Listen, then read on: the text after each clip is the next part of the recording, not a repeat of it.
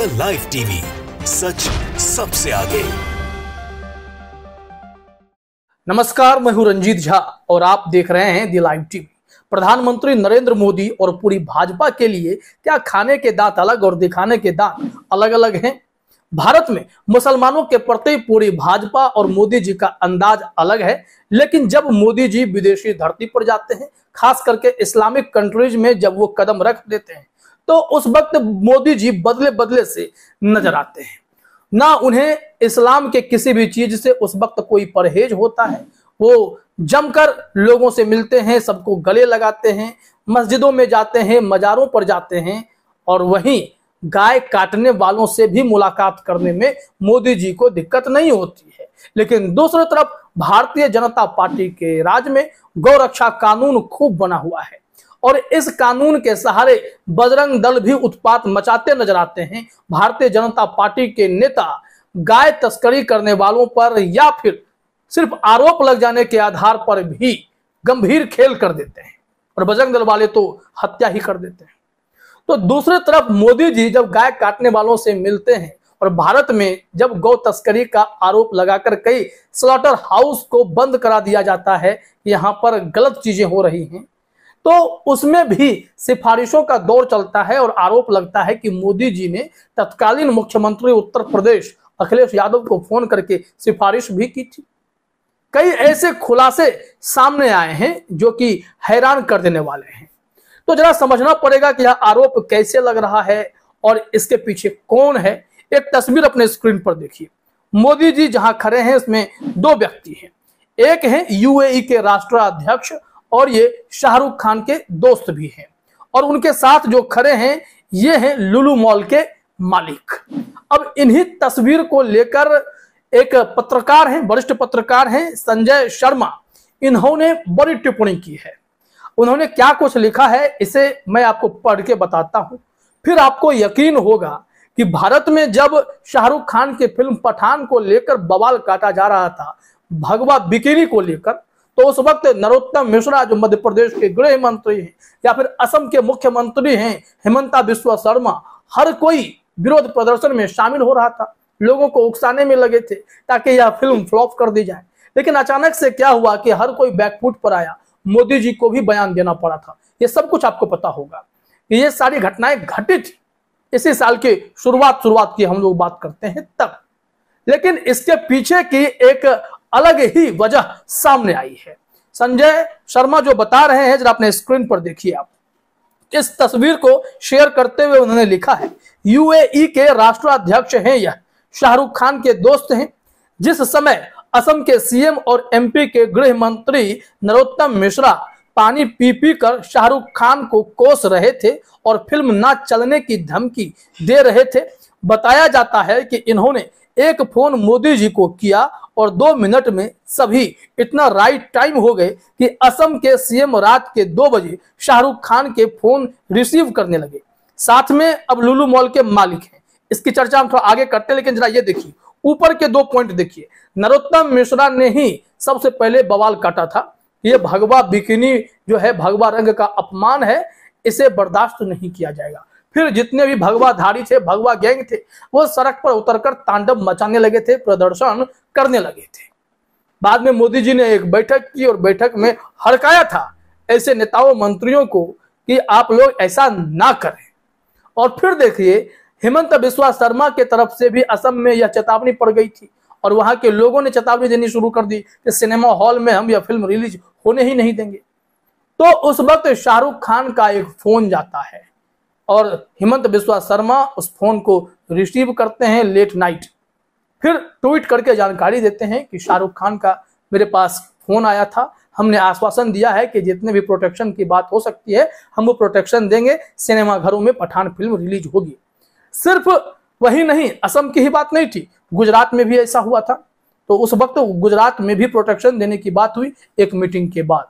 और फिर उत्तर प्रदेश में भी हर जगह जो है शाहरुख खान की फिल्म रिलीज हुई, सुपर डुपर हिट भी हो गई, कमाई के मामले में बॉलीवुड में रिकॉर्ड भी बन गया, मध्य प्रदेश में भी फिल्म रिलीज हुई। तो अब ऐसी परिस्थिति में यह जानकारी आई है, ये सब कुछ तभी संभव हुआ जो ये सारी मुलाकात यूएई में होती है और उस वक्त ही एक पैरवी जाती है, क्योंकि जो राष्ट्राध्यक्ष यूएई के हैं वो शाहरुख खान के दोस्त हैं और मोदी जी भी उनसे अच्छे ताल्लुकात रखते हैं, अच्छे संबंध रखते हैं। तो उनकी बात कैसे काटी जाए? तो मोदी जी ही इस मामले में क्या बैकडोर से वो खिलाड़ी बने जिन्होंने सबको फोन करके समझा दिया कि शाहरुख खान के फिल्म में कोई दिक्कत नहीं आनी चाहिए। तो ये तो पहला मुद्दा आप समझ गए। अब बात करते हैं स्लॉटर हाउस की। गाय काटने वाली जो बात है, वो गाय काटने वाले लोगों से मोदी जी की मुलाकात की जो बात यहाँ पे कही जा रही है वो भी समझना पड़ेगा। इसमें संजय शर्मा जो आगे लिख रहे हैं, जरा अपने स्क्रीन पर देखिए। इन्होंने कहा है कि साथ में लुलु मॉल के मालिक हैं। भारत में कई स्लॉटर हाउस हैं जहां हजारों जानवर रोज काटे जाते हैं। सपा सरकार में आजम खान से भिड़ंत हो गई थी तो उन्होंने कुछ बंद करा दिए, तो सीधे मोदी जी ने तब के सीएम अखिलेश यादव को फोन करके सिफारिश की। इनके लखनऊ मॉल का उद्घाटन खुद योगी जी ने किया था। आपको याद होगा, लुलु मॉल का उद्घाटन करने योगी जी गए थे। आखिर भारतीय जनता पार्टी के यहीं से तो पता चलता है कि खाने के दांत अलग, दिखाने के दांत अलग। खाने वाली दांत की बात करें तो इनके संबंध मुसलमानों के बड़े बड़े लोगों से बहुत अच्छा है। बोहरा समाज से मोदी जी के संबंध देखिए कितने जबरदस्त हैं। और दूसरी तरफ यहाँ देखिए, लुलु मॉल के मालिक हैं, यूएई के राष्ट्राध्यक्ष हैं, इन सब से योगी जी के भी संबंध बेहतरीन है, मोदी जी के भी संबंध बेहतरीन है।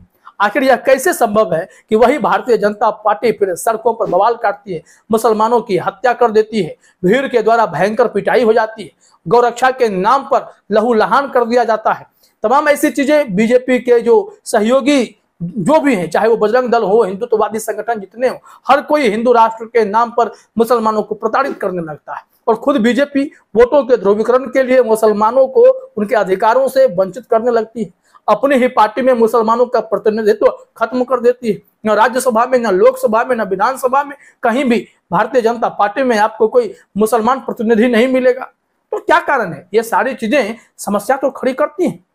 अब इसी में ये सारी बातें लिखी गई हैं और आखिरी में संजय शर्मा ने लिखा है, मुझे यकीन है कि बकरीद पर बकरे के लिए मातम मनाने वाले इस पोस्ट को ध्यान से पढ़ेंगे और समझेंगे भी। इन्होंने निशाना साध दिया है कि आप मोदी जी के इस अंदाज को समझिए कि उनके खाने के दांत अलग हैं और दिखाने के दांत अलग हैं। जिस बात को लेकर पूरे भारत में ये भिड़ंत हो जाती है, मुसलमानों पर लोग टूटने लगते हैं। अगर वो बकरीद मनाते हैं तो बकरा काटने को लेकर हिंदू संगठन बवाल काटने लगते हैं। तो ऐसे परिस्थिति में अब देखिए कि स्लॉटर हाउस कैसे चालू हो जाए, इसको लेकर पैरवी अखिलेश यादव तक पहुंच जाती है। कैसे शाहरुख खान की फिल्म पठान रिलीज हो सके, उसमें कोई दिक्कत ना हो, उसके लिए असम के सीएम से लेकर गुजरात के सीएम और यूपी के सीएम, मध्य प्रदेश के सीएम, सबको सूचना भेज दी जाती है कि साहब शाहरुख खान की फिल्म को दिक्कत नहीं होनी चाहिए। और जो ये बाबेला मच रहा है उसको लेकर तो मोदी जी खुद अपनी बैठक में इतनी बड़ी टिप्पणी कर चुके थे। अब देखिए, इस देश में यही तो सबसे विडंबना है कि लोग हिंदू मुस्लिम में लड़ने लगते हैं, लेकिन राजनीतिक चालबाजी को कोई समझ नहीं पा रहा है। इस देश में सबसे बड़ी विडंबना यही है कि हिंदू मुस्लिम एकता पर चोट करने वाले सिर्फ और सिर्फ वोट बैंक को साधने की कोशिश करते हैं कि अगर वो मुसलमानों को अलग थलग कर देंगे तो हिंदुओं का वोट एक मुश्त उन्हें मिल जाएगा। लेकिन अब देखिए, जो ये तस्वीरें सामने आई है मोदी जी की और जिसके साथ वो खड़े हैं, चाहे वो यूएई के राष्ट्राध्यक्ष हों या फिर लुलु मॉल के मालिक हों, इन सब के साथ मोदी जी के रिश्ते इतने मधुर हैं, इतने प्रगाढ़ संबंध हैं कि अगर इनसे जुड़ा कोई भी व्यक्ति तकलीफ में आएगा तो मोदी जी खुद उनके लिए सिफारिश करने को तैयार रहते हैं। तो हिंदू मुस्लिम भाइयों से एक आग्रह होगा कि इन षड्यंत्र को समझना जरूरी है और ऐसे में जो भी भिड़ंत होती है उस भिड़ंत से दूर हटिए, सब साथ मिलकर रहिए। भारत का संविधान भी यही कहता है कि हम लोग धर्मनिरपेक्ष हैं, हिंदू मुस्लिम सिख ईसाई सब आपस में भाई हैं। तो चुनाव के वक्त जो ये ध्रुवीकरण होता है और सही सरकारें सामने नहीं आ पाती हैं, सही सरकार का चुनाव नहीं हो पाता है, तो वक्त आ चला है एक अच्छे स्थिर मजबूत सरकार जो देश हित में काम करे, उसके लिए भी कोशिशें होनी चाहिए और हिंदू मुस्लिम टकराव से ऊपर उठना भी चाहिए। फिलहाल इस वीडियो में इतना ही। आप सभी का हमसे जुड़ने के लिए बहुत बहुत धन्यवाद। द लाइव टीवी, सच सबसे आगे।